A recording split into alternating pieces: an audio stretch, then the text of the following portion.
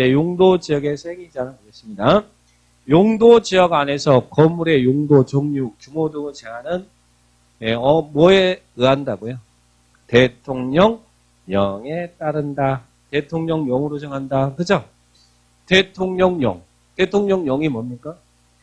시행령, 그죠? 그래서 우리 시행령에는요, 이렇게 돼 있어요. 용도적인 행위죄가 건축할 수 있는 건축물을 열관 방식으로 제한하고 있기도 하고, 건축할 수 없는 방식으로 열관하는 방식으로 행위 규제를 제한하는 방식이 있다는 얘기예요.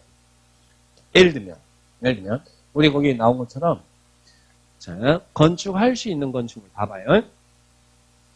일종 전용 주거적. 일종 전용 주거적은 아까 지적 목적이 뭐였어요? 일종 전용 주거적은 무슨 주택 중심의 단독주택 중심의 양호한 주거환경을 보호하기 위해서 필요한 적이 일종 전용 주거적이죠. 우리 법 시행령에서는 이렇게 나왔어요. 일종 전용 주거적에서 건축할 수 있는 건축물. 거기 뭐라고 나왔습니까? 일종 전용 주거적에서 건축할 수 있는 건축물. 건축법 시행령에 규정되어 있는 단독주택은 건축할 수 있다. 그죠?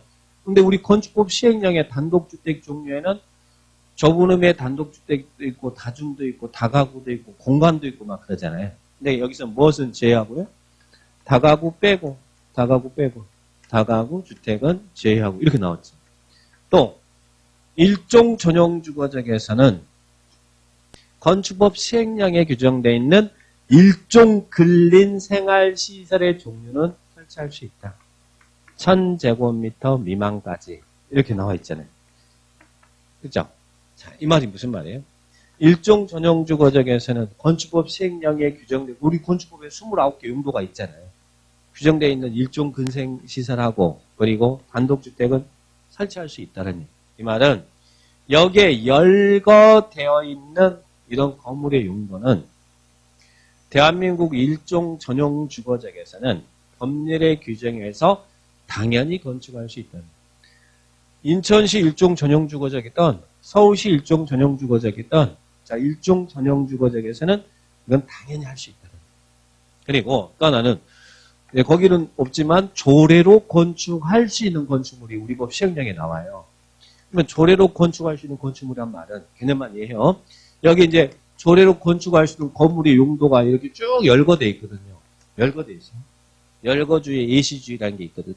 열거되어 있어요. 그러면 여기는 당연히 여기에 열거된 것은 당연히 할 수 있는 건 아닌데 해당 지방자치단체 조례가 인정한다면 여기에 열거된 것도 할 수 있다.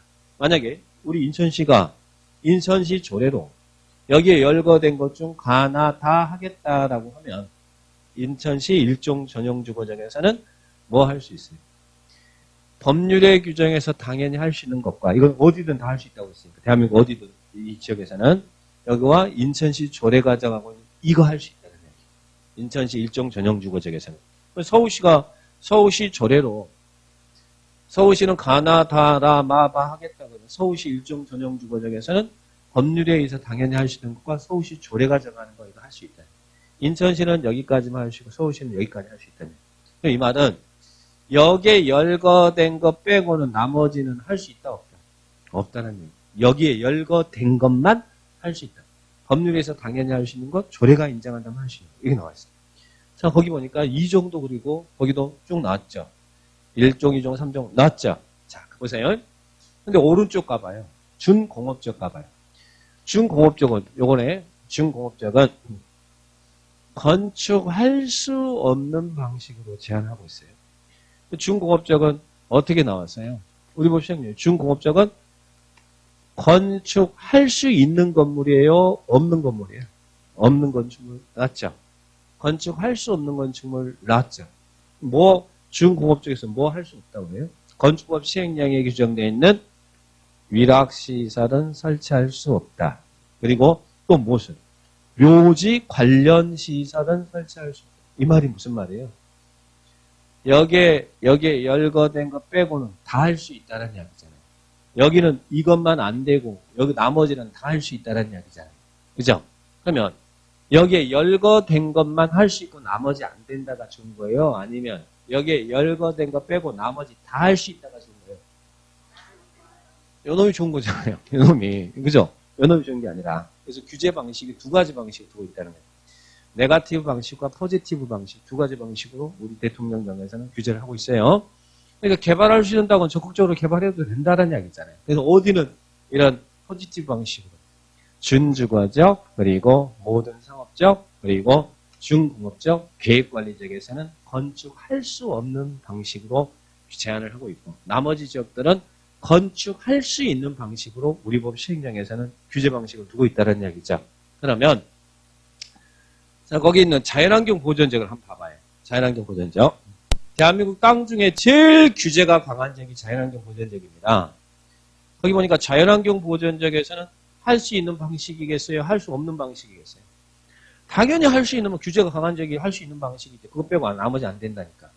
조례는 고려하지 않습니다. 자연환경 보전적에서 뭐만 할 수 있어요?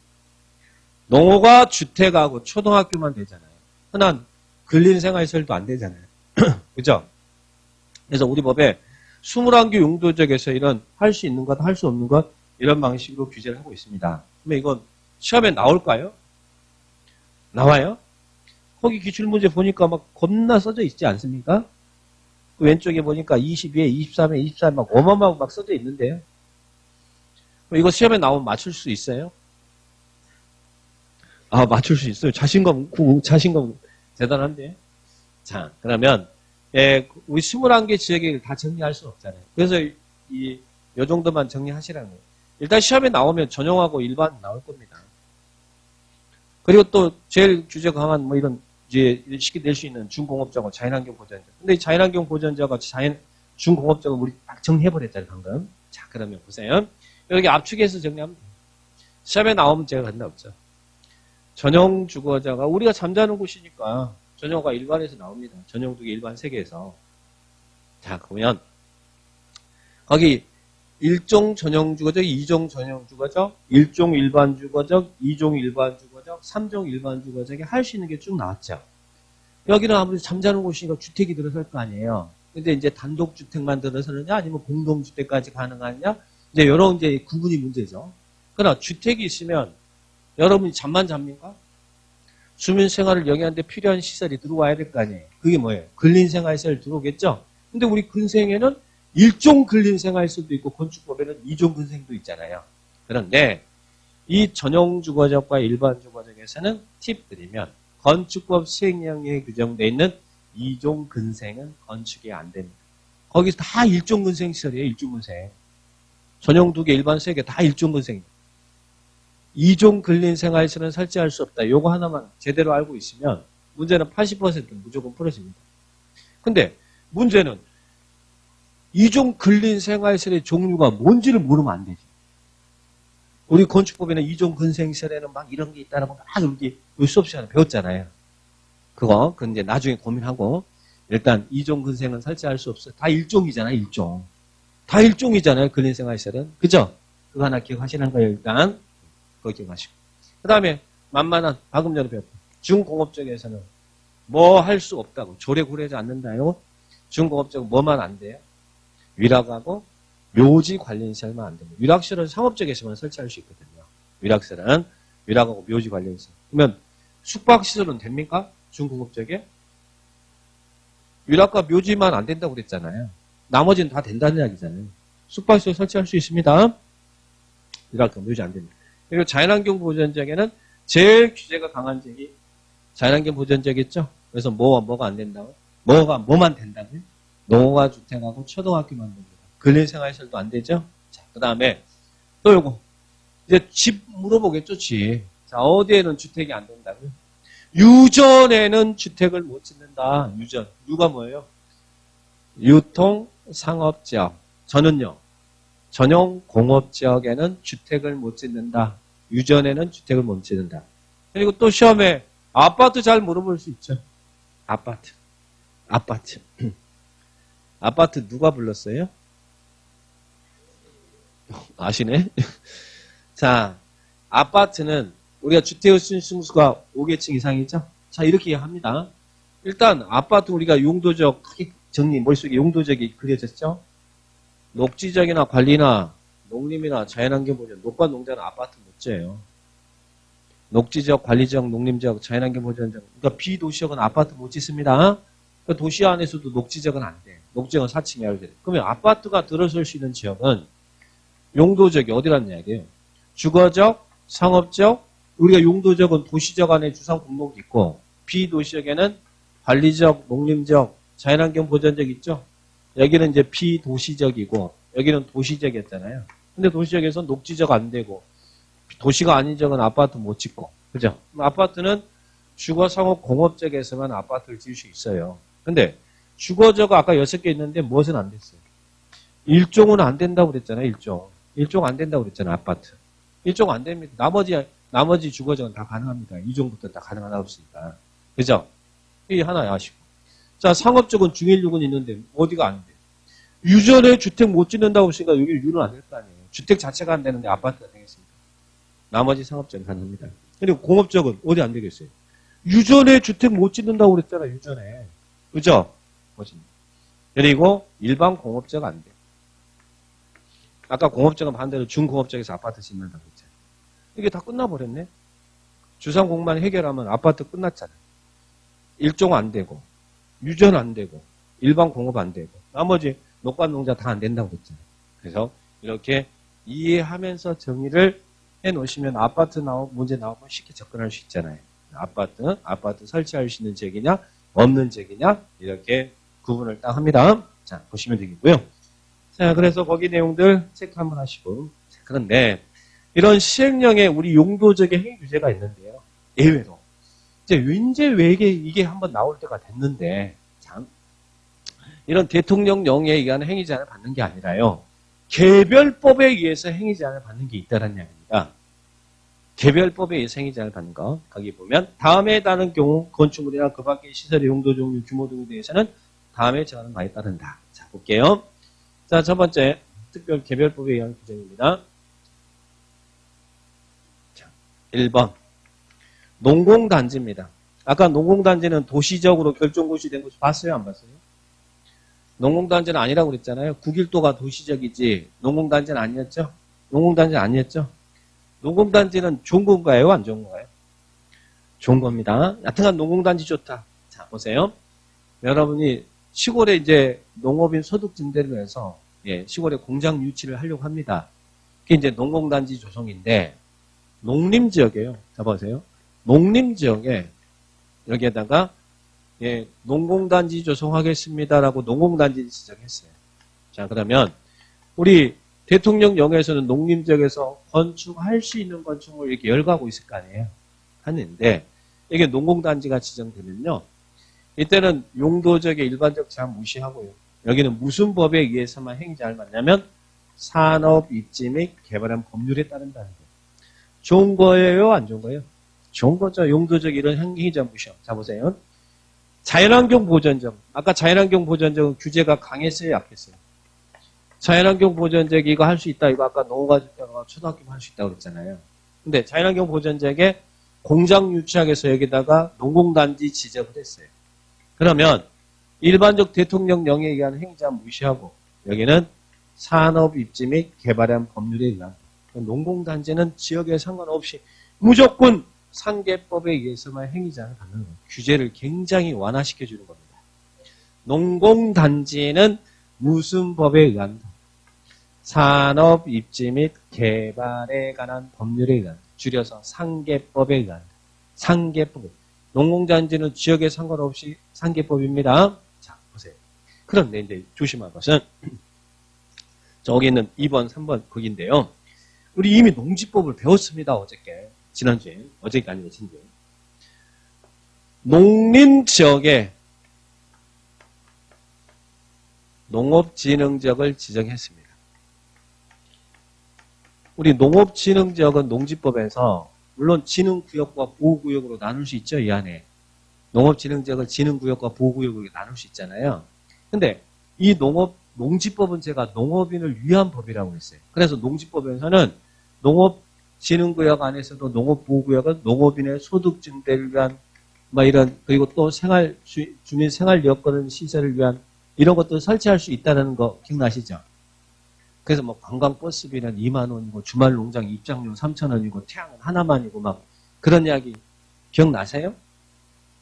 제가 그랬잖아요. 관광버스비 2만 원이고 관광농원사업 2만 미만까지 할 수 있고 주말 농원사업 3천 미만까지 할 수 있고 태양광 시설은 1만 미만까지 할 수 있고 그런 거 이야기했잖아요.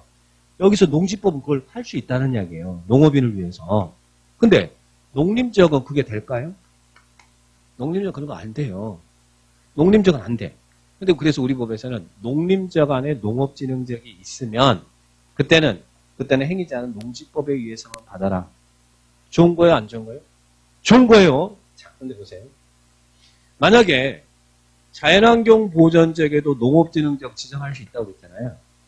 자연환경 보전지역에 농업진흥지역이 지정돼요. 농지법에서는 농업진흥지역은 이러이런 거 할 수 있다 이렇게 규정하고 있잖아요. 자연환경 보전지역은 아까 농어가 주택과 초등학교만 할 수 있다고 했죠. 공법상의 제한은 다 받는 게 원칙입니다. 농지법에서는 이걸 허용해주고 있지만 우리 국토계획법에서는 이 행위를 허용을 못한단 말이에요. 여기서는 할 수 있어요, 없어요? 여기는 안 돼요. 여기는 이런 행위가 안 된다는 이야기. 지금 무슨 이야기냐면 농업진흥지역으로 지정된 지역이 농지법에 의해서만 행위 제한을 받는 것은 반드시 농림지역 중 이 단어가 나와야 됩니다. 상계법은 농공단지는 아무데나 상관없어. 아무데나. 농공단지는 농림지역이 지정돼 있던 자연환경 보전지역이 지정돼 있던 상관없이 무조건 상계법인데 농업진흥지역이 온전하게 농지법에 의해서만 행위 제한을 받는 것은 반드시 농림지역 중 이 단어가 나와야 됩니다. 단어 안 나오면 틀린 문장입니다. 그래서 아까 관리지역 안에 농업진흥지역 지정되면 그 관리지역은 농림지역이 된다 그랬잖아요. 그러면 이제 농업인의 특례가 적용되는 거잖아요. 그렇죠?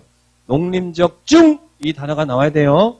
그래서 우리 법에서는 농림지역 중 농업진흥지역은 무슨 법? 농지법. 농림지역 중 보전산지는 산지관리법. 농림지역 중 초지는 초지법에 의합니다. 초지법에 의합니다. 그렇죠? 초지법에 의합니다. 그래서 농림지역 안에 개별법 이름 3명이 있어요. 누구? 농산초. 농산초는 농림지역 안에서만 삽니다. 농림지역 안에. 저희 집 화분 이름이라고 그랬잖아요. 화분이 농림지역 안에 있어. 화분 이름이. 제 칼 이름도 있었고 아까 칼은 뭐였어요? 국일도. 화분 이름은 농산초. 그리고 또 자연환경 보전지역에는 또 제 애인이 살아요. 여기도 자연환경 보전지역 중 이 단어가 나와야 돼요. 자연환경 보전지역 안에 자연환경 보전지역 얼마나 규제가 강합니까? 아까 이거 규제 강했잖아요. 근데 자연환경 보전지역에 여기 자연공원법에 한 공원구역 지정돼 지리산 국립공원에다가 공원구역 지정해놨대요. 그럼 그 공원구역 안에서 행위자는 우리 자연환경 보전 일반적 행위자는 받지 말고 무슨 법에 의하라고? 자연공원법에. 여기도 이 자연환경 보전지역 중 이 단어가 나와야 됩니다. 자연환경 보전지역 중 공원구역 안에서 행위자는 자연공원법에. 그리고 또 자연환경 보전지역의 명승이나 천연기준물 보호하게. 그럴 때 이때는 문화재 보호구역. 또 자연환경 보전지역 안에 상수원 보호구역이 있다 그러면 무슨 법? 수도법에 의한다. 그죠? 또 자연환경 보전지역 안에 해양 보호구역이 지정되어 있으면 무슨 법? 해양 생태계 보호 및 관련 법률. 또 자연환경 보전지역 안에 수산자원 보호구역이 지정되어 있으면 수산자원 관리법이야. 그래서 거기 있는 그 부분을 앞글자 땄더니 어떻게 나와요?